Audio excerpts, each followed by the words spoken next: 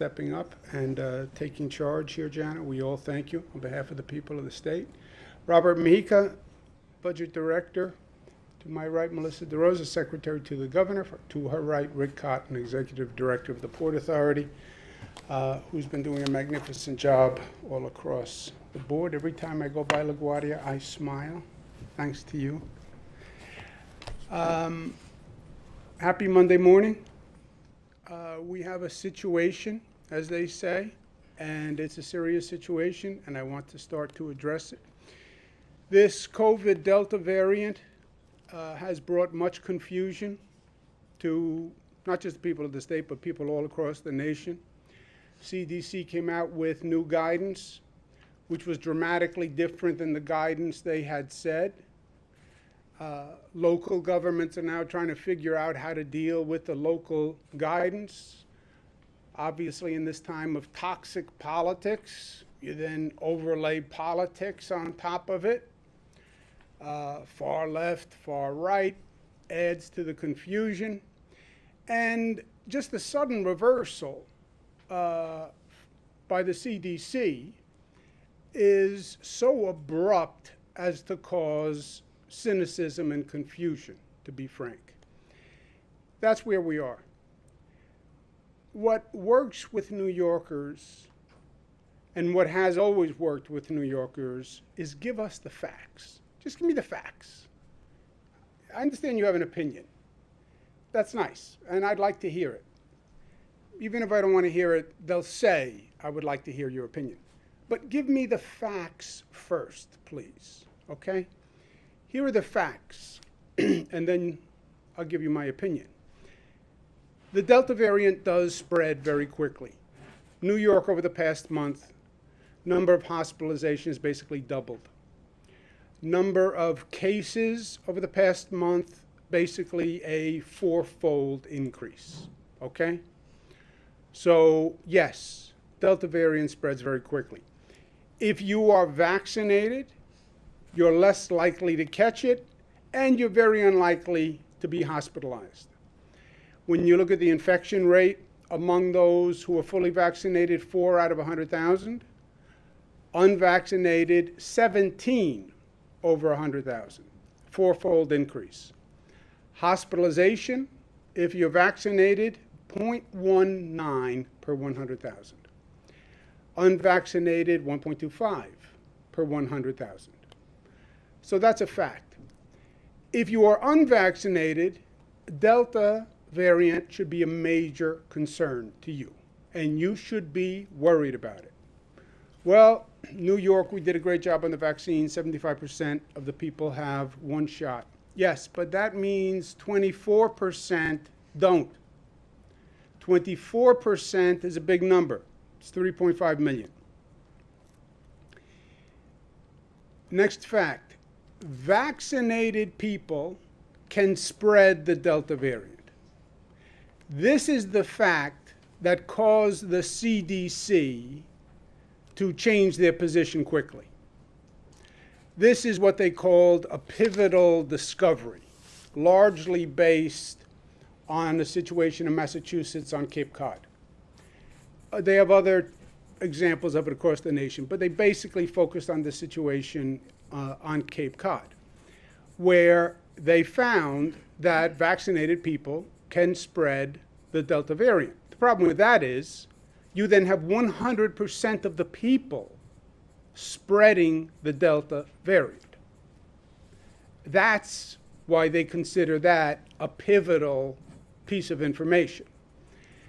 At the same time, people who were vaccinated, much, much lower. Hospitalization rate, much, much lower. That was true in Cape Cod also. Fact, almost all new cases are the Delta variant. That's also not a good fact. Well, how bad can this get? What are we worried about? How anxious should I be? Because now I'm in a state of anxiety because of all these changes and sudden reversals, and CDC says this, CDC says that. Local politicians don't know what to do. How bad can it get? Nobody knows. Nobody knows. could get very bad. And then it's a set of assumptions. If 25% of the unvaccinated get sick, that's 1.79 million cases of our unvaccinated. 50%, that's 3.5 million cases. 75%, that's 5.3 million cases. Well, how many cases did we have before? All of last year, we had 990,000 cases. In total, we had 2.1 million cases. So you see that if it spreads aggressively among the unvaccinated, numerically, we would have a problem. What's their worst fear? When I talk to the national experts, it's my New York bluntness. I said, give me the worst case scenario. Worst case scenario, a large number of unvaccinated get sick, and even worse than that, the Delta variant mutates to a vaccine-resistant virus. And now we're right back to where we started. Everybody has to get vaccinated again. And by the way, you have to come up with a vaccine for this new mutation. That's, in my opinion, from talking to them, that's the fear that's really driving them. Fact, denial of COVID failed the United States as a policy and a strategy.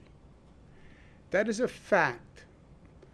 What happened last year on the federal side, what happened with President Trump, what happened with the states that were slow to respond, those who lived in a state of denial, it failed. It just failed. We know that from the facts of last year. New York State had the highest infection rate. We had it first. The planes, they thought it was in China. The virus went to Europe. The planes from Europe come, they land here. And New York exploded. But we exploded alone, if you remember. And the other states didn't have it. And they just looked at us. And they said, oh, it's you New Yorkers. Must be something about New York. Must be something in the water. Maybe it's your lifestyle. Maybe it's your accent. But it's a New York problem. It's not coming here. I sat at this table and others every day saying, what is New York is not unique in this regard. And it is going to go to other states. No, no, no. It's going to be gone by Easter. It's going to be gone next week. It's going to be gone. This is all overblown. This is all politics. Oh, yeah? The other states didn't act? Look what happens. We act aggressively. We get the virus under control. It continues to grow in other states.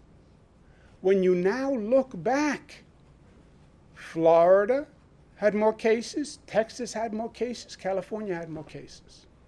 Why? Because they did not act quickly. They did not act quickly. New York, at the end of the day, winds up number 26 in terms of cases per 100,000 in this nation. How can that be? You were number one for months. Yes, but we acted and they didn't. That's why. And that's what happened. And that's the lesson. Nursing home deaths. They politicized the whole issue. Oh, the Democratic governors in Democratic states, we should investigate. We're number 31 in nursing home deaths. Number 31. It was all part of the political strategy to deny. Part of the denial strategy was, we don't really have a problem here, is those Democratic governors mismanaged it. That was not true. That was not a fact. It was part of a political denial strategy, and it allowed it to spread in other places. This is my opinion. It's not a fact. Okay, so what do we do now? Everybody has to get vaccinated. Outreach, outreach, outreach, deploy community groups, deploy people who have credibility in the community, religious leaders, educate people who still think that this is made up and it's a problem and nobody really tested this, and incentivize the vaccinations. President Biden, $100 per vaccine, free pass to the movies, whatever incentives you can come up with. Private businesses, I am asking them and suggesting to them, go to vaccine-only admission. Go to vaccine-only admission. We did this. Radio City Music Hall, months ago, reopened vaccine only. Sold out all the shows. Sports arenas, they went up to about 90% vaccine only. Private businesses, bars, restaurants, go to a vaccine only admission. I believe it's in your best business interest. You know, if I go to a bar and I want to have a drink and I want to talk to the person next to me, I want to know that that person is vaccinated. If I go to a restaurant and I'm sitting at a table and the table right next to me, I want to know that they're vaccinated. I believe it's in your business interest to run a vaccine-only establishment. We're the first state in the nation to have something called the Excelsior Pass. Rob Mujica made it a reality. We have passes. They're on apps. They're on phones. It's very simple. You can operate a restaurant and just say, you have to show that you were vaccinated when you walk in the door. It's going to help your business, not hurt it. Call Madison Square Garden. Call Radio City Music Hall. Call the Nets. Call the Islanders. Call the Mets. Call the businesses that have done it. Call the theaters that have done it. If you say to people, well, if you don't have a vaccine, you can't get into these establishments, then you'll see a real incentive to get vaccinated. And again, with our Excelsior Pass, you can do it easily. Local governments follow the CDC mask guidance. It is up to the local governments. CDC doesn't mandate local governments do it. They recommend. The state has strongly recommended that local governments do it. But it's up to the local governments. The only way you overcome the local governments is with a state law, which is what we did last time, if you remember. And that cleared up all the confusion, and it basically said it doesn't matter what the local governments decide, the state has control. We're not there. So it's up to the local governments. But local governments, you should adopt that CDC mask guidance. Learn the lesson from last year. Don't deny reality. Better safe than sorry. Well, people will be upset if we do it. People are going to be upset no matter what you do.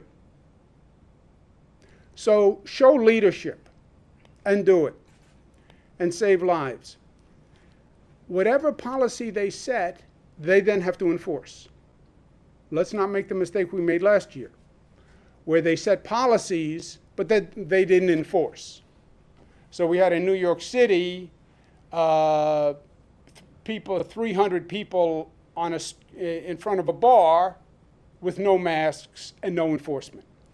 Because when people see you're not enforcing the rules, then they think it's all a mockery. Then you're being arbitrary and capricious and you don't enforce it anyway, so they're not going to do it. Everybody is talking about a mask policy. Mask policy will be important. But I don't believe a mask policy is going to be enough. I think we're going to have to talk about a vaccination policy. What does that mean? Well, we've taken the first step. Federal government's done it, state government has done it, some local governments have done it, which is you either have to get a vaccine or a weekly test. That's the first step, but it's only the first step. That, I believe, we need to expand. Today, the MTA, Port Authority, thank you very much, are adopting that policy starting Labor Day in New York. Port Authorities, New York and New Jersey. So that's the first step, vaccine or weekly test. I believe school districts should say today, teachers, vaccine or test if you are in a CDC high-risk area, the red or the yellow zones. I think they should say that today to the teachers in this current situation.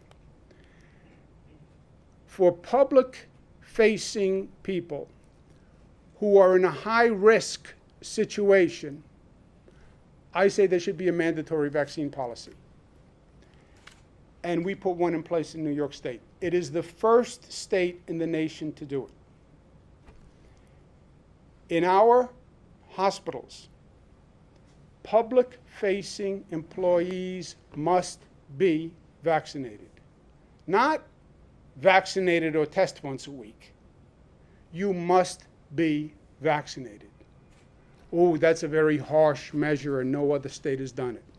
Yes. But I disagree with your word, harsh, even though it was my word. It's smart. It's smart. If you are a receiving nurse, receiving doctor, people are coming in from the public, and you're dealing with dozens of people, maybe hundreds of people, you should be vaccinated. You should be vaccinated. Or don't work in a frontline position. We put this in place. It is controversial. I believe in it. I understand the controversy, but it is smart. I believe it should be extended. Legally, I can only do it for our own hospitals. I believe this should be extended now to other public hospitals. New York City runs hospitals, H&H. Put in a mandatory vaccine policy. You're a frontline worker in a New York City public hospital, mandatory vaccine. Well, the state did it first, and you can use the precedent of the state. Counties run hospitals. Local governments run hospitals. Government is supposed to lead. Mandatory vaccine for public-facing healthcare workers. And then watch the numbers and adjust as the numbers adjust. But everything should be on the table, and we should start talking about it now, because if these numbers rise and start to rise quickly, it can't be that we're not ready to move. If the numbers don't come down, I think you have to consider mandatory vaccines for nursing home workers. You know the nursing homes are the high-risk population. We learned that in a painful lesson. How did it get into the nursing homes? It came in with an aid. Mandatory vaccination for nursing home workers, if the numbers go up. Mandatory vaccination for teachers, if the numbers go up. Why? Teacher is in front of a classroom. How many kids does a teacher interact with during the course of a day? 30, 40, 100, 150? That child can get the virus and go home. Why shouldn't the teacher be vaccinated? And if the teacher doesn't want to be vaccinated, fine, but then don't be in front of a classroom if the numbers go up. And then all healthcare workers in all private hospitals who are frontline workers. Why?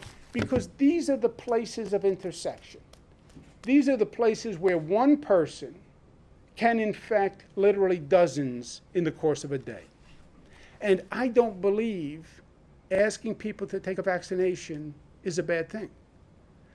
I believe it's a good thing. And 75% of New Yorkers have done it. So it has been accepted as a social policy. And if you want to teach my kids, I think you should be vaccinated. And if you want to take care of my mother in a nursing home, I think you should be vaccinated. That's how it came into the nursing homes in the first place. People in the nursing homes are not giving it to each other until it walks in the door. That's the lesson from last year. Right now, this is all up to local governments. If they don't act, then we'll be where we were last year, where it becomes a statewide emergency and the state is going to have to act. Today, I want to thank Mr. Rick Cotton. I want to thank Mr. Jano Lieber for stepping up and making the right decision, which is also a hard political decision. They're going to go back to their offices today. Their phones are going to ring. They're going to have a lot of people saying, I don't want to take the vaccine. And it's a pain in the neck to get tested every week. And they're going to take that political heat. But it was the right decision, and I thank them for it.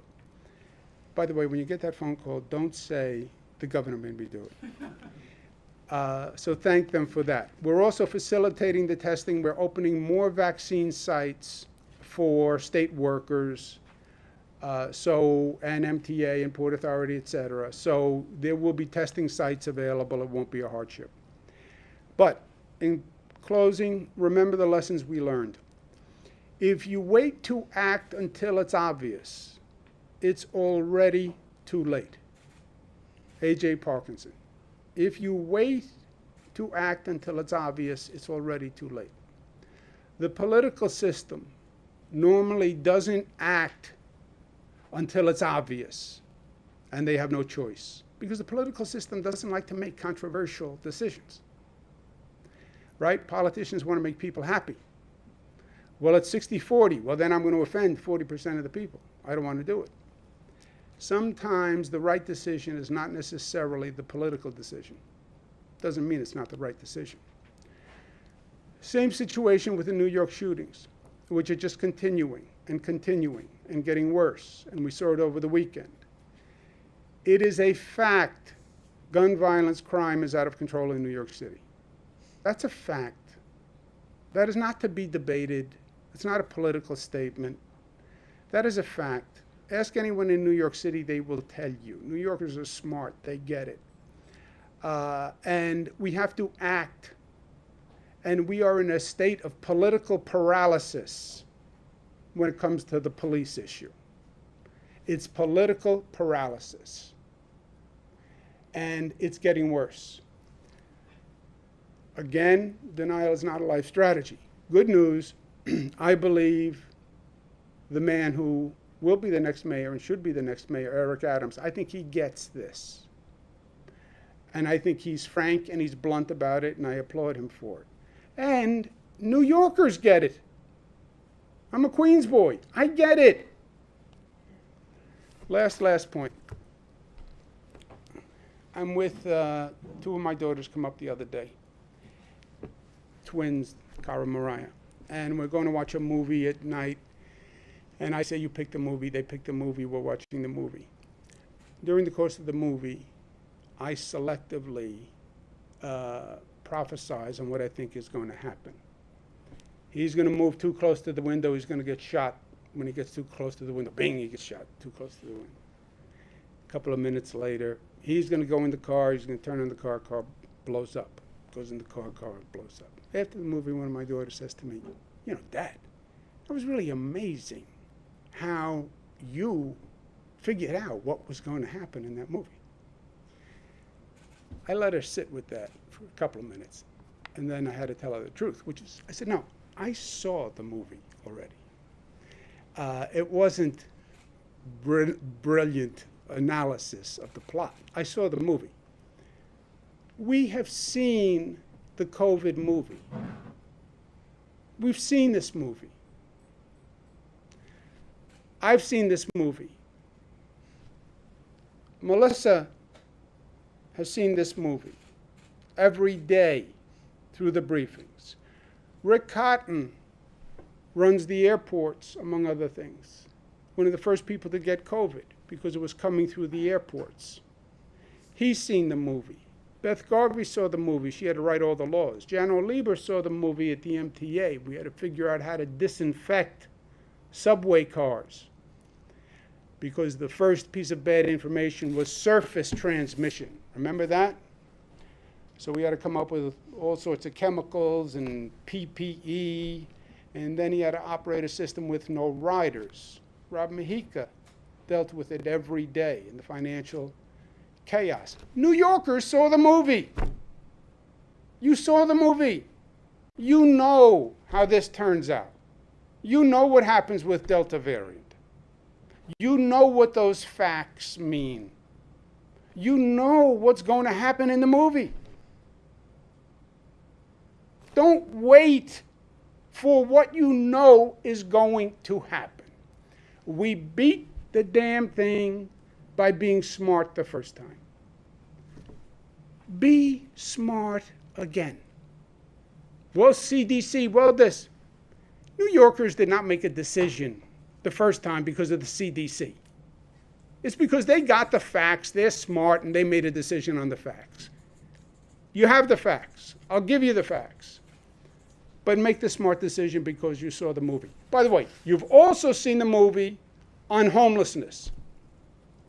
You've also seen the movie on crime out of control in New York City. I've seen that movie 3 times in my life. You know how the movie ends. Be smart. Let me turn it to Mr. Cotton and Mr. Lieber for comments. And again, I thank them, and then we'll take questions.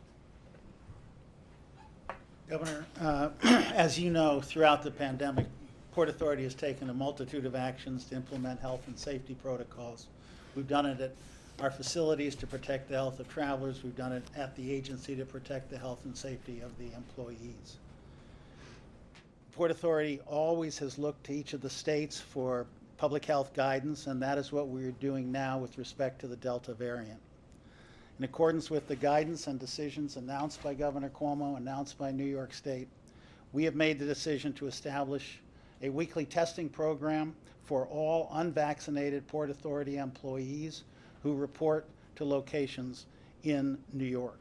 We are also redoubling our effort to encourage all employees to get vaccinated. We're carefully consulting with the leaders of the Port Authority unions to assist in this effort and to provide advice and suggestions in terms of implementation plans. I want to end by thanking all of the employees at the Port Authority who've dedicated themselves to implementing health and safety protocols up to now, and we will continue to do so in the future as the challenge of the Delta variant continues. Thank you, Governor. Thank you, Mr. Khan. Mr. Lieber. Thanks, Governor. At the MTA, we've got no higher priority than the health and safety of our workforce. The new vaccinate and testing mandate is being introduced to make sure that our employees are as protected as possible against the Delta variant as the cities and the region's recovery picks up speed. To date, nearly 70% of our workforce has already been vaccinated. It's great progress, but we can and have to do better. So over the course of this crisis, the MTA lost 168 brave heroes. Even one would have been too many. And we don't want to see that number go up. As the governor said, the data from the CDC and from other health experts is clear. The available vaccines are safe, effective at minimizing severe risk of illness, especially from the Delta variant. We've seen proof of that at MTA Construction Development, the organization I've been heading in recent years. I'm proud that more than 80% of MTA Construction Development employees have received their shots. We did this by aggressive outreach and by working closely with our labor partners. And the labor unions are continue to be part of our outreach efforts going forward. It's been MTA's mission from the start to make getting vaccinated as easy and convenient and possible.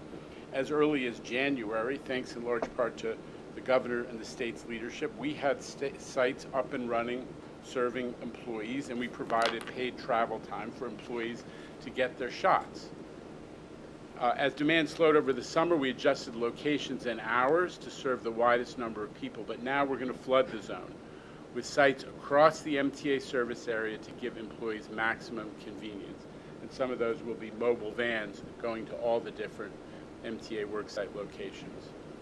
In the meantime, Our public vaccination program will continue at some of the major transit hubs, Penn, Grand Central. To date, that has helped more than 30,000 people get their shots, just those two locations. It's quick, it's convenient, and we were giving away free transportation passes as an incentive. It's been working.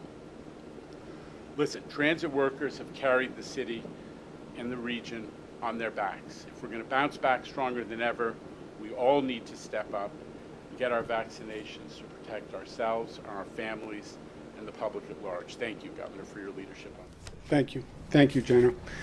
Let's take a couple of questions. Governor, you sat for an interview a couple weeks ago with investigators from the Attorney General's office. What kind of questions were they asking, and did you feel they had any kind of preordained outcome?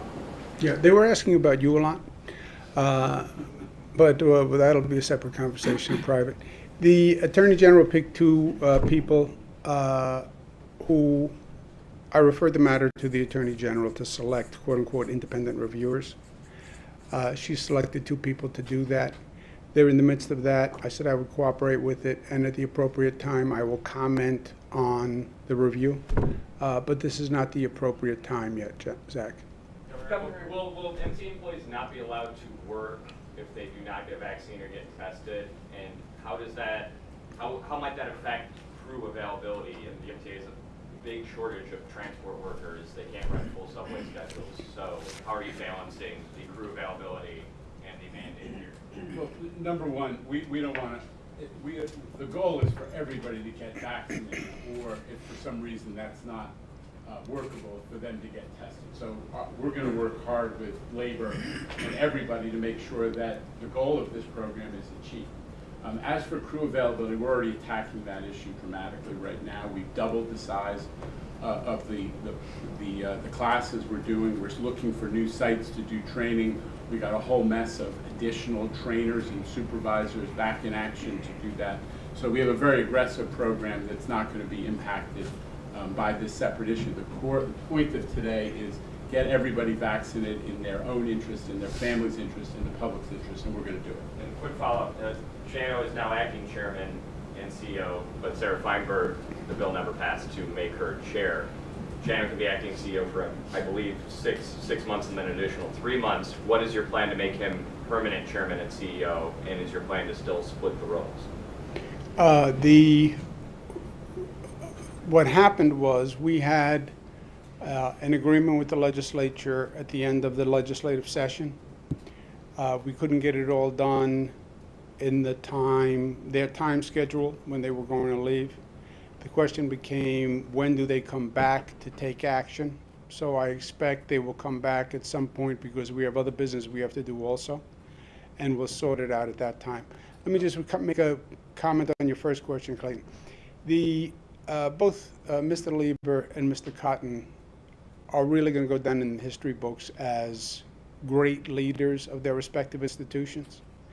I teased them about it, but literally they have received all sorts of recognition for their vision and their accomplishment, and I spend half my day doing videos that can be run at award ceremonies for Mr. Lieber and Mr. Cotton. This is not one of the occasions where they are out there on the cutting edge, however, on this policy. Federal government has mandated this.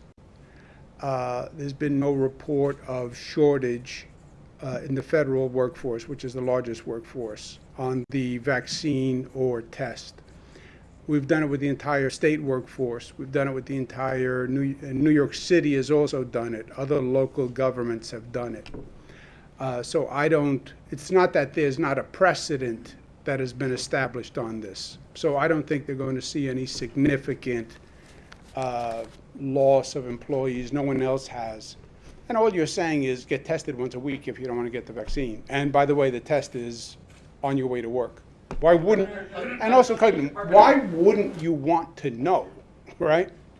If you're COVID positive, you want to know before you go home and kiss your wife and kids.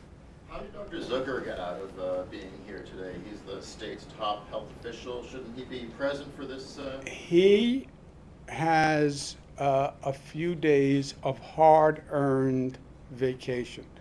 Dr. Zucker, as well as the people around this table, by the way. This has been an unprecedented stretch of day-to-day grind. And how they've been able to do it, I don't know. It's adrenaline meets urgency meets no option. But Dr. Zucker took a couple of days off. He deserves it. Dr. Zucker has two young kids. So he has a family, and the family's in New York City. He's in Albany a lot. But he was on the phone, all day yesterday. So even vacation is an illusory concept, because as long as you have that BlackBerry, you have the umbilical cord wherever you go. Governor, since you've urged private employers to require vaccinations to enter a restaurant, other private businesses, why do you not check our Excelsior pass when we come in here? Why do you not mandate that only vaccinated people are in this room right now? Good question. Who's not vaccinated? Yeah. Who's going to admit they're not? Yeah, that's right. That's right. Should that be, Who could not show their Excelsior pass right now? And as sort of a follow-up to that, your mask policy right now is optional. It's the assumption that people are vaccinated. Aren't we now, with the Delta variant, at a point where there needs to be a more stringent recommendation and urging for masks and checking a vaccine status when you're in an indoor setting? You have that control here. Yeah, well, I think, Andrew, short answer is yes, right? CDC puts out guidance. Next question is, will the local governments accept that? I have strongly recommended that they do. Why don't you mandate that they do? We would need a state law to do that. So the legislature would have to come back, they'd have to pass a law to do that. So I don't have any legal authority to mandate. The best I can do is say I strongly recommend that they do that. We're in the city of New York. Whatever they put in place, we will follow. This is not a gathering, by the way, that would be of the size that would trigger our large event state guidance. But whatever New York City puts in place, and I hope they put in place the CDC guidance, which would mean the next time we're here, we're all in masks.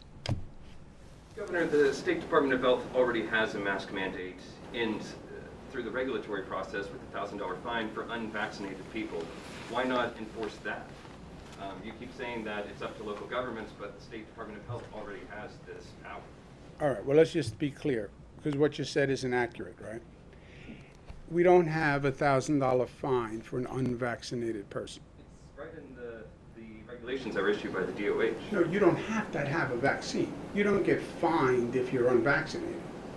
It specifically says that people in public places who are unvaccinated should wear masks, and then further down it mentions a potential $1,000. Oh, that's the, yes. But you said there's a $1,000 fine if you're unvaccinated. That's not true. If you are unvaccinated and not wearing a mask in a public place where you are required to wear a mask, you can be fined. That said, the state does have a mechanism to enforce mask wearing among the unvaccinated in public places. Beth, you want to answer? Yeah, those social distancing regulations have been in existence since we had the state of emergency in effect. They are technically still remaining in effect until August 8th, at which time they will be replaced by guidance that will only apply to large-scale events. Since the emergency expired on June 25th, we have not been taking any action to enforce those social distancing regulations. We had authority under the previous law that was passed, extensive authority to make regulations and rules that overrode local governments. And that's why the conversation we would always have with you, some of you more New York-centric people, you would say, well, New York City said, I said, yes, but in this situation, it's state law that governs, not Nassau County, not Suffolk County, not Westchester County, not New York City. That law has lapsed. So now the law is as set by the local government, and we are just recommending. If you get to a situation where local governments don't step up, don't do the right thing, you see the numbers rise, then you'd need the state to pass a law. Let's take one more. The vaccination or the vaccination or be tested rule for the MTA and the Port Authority for Labor Day, that applies to employees. Can you elaborate on what you want the millions of people who those agencies serve to do to protect themselves from COVID? Well, just to remember the state of play here. And you're right, I said a lot. Number one, strongly recommend local governments accept the CDC guidance. Number two, MTA Port Authority will join the state on the vaccinate or test mandate. Test once a week. Number three, I think we will go beyond that point, and we should anticipate it, and we've already gone beyond that point in the first state to mandate vaccines for healthcare workers in our hospitals who are public facing. That is not vaccine or test. That is, you must be vaccinated. Mandatory vaccine policy. First state that has done that. And I'm proud of it. And I think today, New York City hospitals should follow it. County hospitals should follow it. And the public health system should adopt that model so that private hospitals understand, private healthcare facilities understand that that's the direction we may head if the numbers go up. And then I'm also saying if the numbers go up, nursing home staff, I could see saying they have to have a mandatory test because we learned about nursing homes. Teachers, I could see a mandatory test. And teachers today, I think school districts should say vaccine or test for teachers today. School opens in 1 month. If you don't set a policy today, you're going to have chaos when school opens because it'll be impossible for a teacher to get the 2 shots done. For regular New Yorkers, I give you the facts. I gave you the facts. Now, what's my opinion on the facts as a New Yorker, not as a governor, as a Queens boy with a Queens accent and proud of it? I'm going to wear a mask. I'm vaccinated. I don't think Delta variant will put me in the hospital. Those are the numbers. But if I'm in a locality that is a high-risk locality and the locality says wear a mask, I'm going to wear a mask because I wore a mask for a year. It's not the biggest deal in the world. And I could get this Delta variant and I could spread the Delta variant. So better safe than sorry. I'm going to wear a mask. If the FDA gives final approval, when the FDA gives final approval to any of the vaccines, what sort of mandate might you make? Because you should, if I understand this right, be able to. What kind of mandate will you make for vaccination for New Yorkers broadly? That would require a law passed by the legislature, and it's going to be what the legislature's appetite is to wade into that situation. That would be a law. I can mandate today for my employees. I'm acting as an employer, and the law says an employer can mandate, and that's how I'm mandating. And that's how I'm saying New York City can mandate, and Nassau can mandate, and Suffolk can mandate as an employer. But if there's the federal approval and you go beyond the emergency use authorization to final approval, a legislature could mandate vaccines, could mandate it for teachers, could mandate it as a condition to go to school. But that is going to be a very politically contentious situation. And it depends on what the legislature would do. Melissa, you had a point? No, you covered it. Okay. Thank you all very much. Thank you.